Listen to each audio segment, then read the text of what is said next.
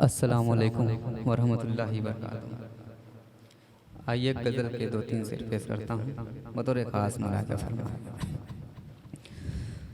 तमन्ना है जवां दिल में, अभी अरमान जिंदा है।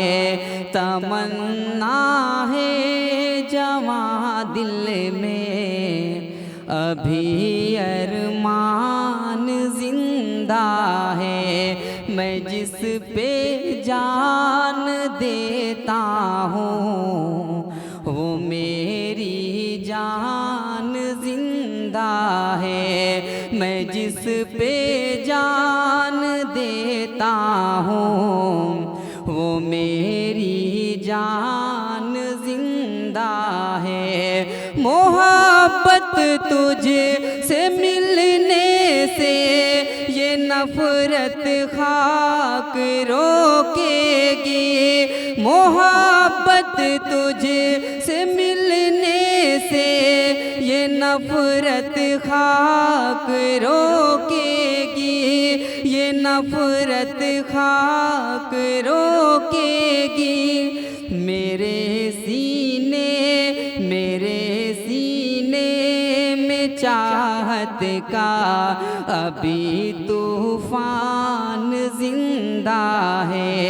मेरे सीने में चाहत का अभी तूफान जिंदा है।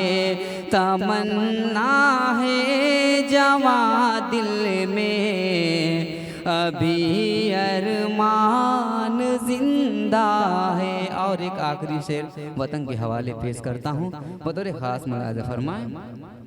हमारी जान की कीमत को समझो ऐ वतन वालों।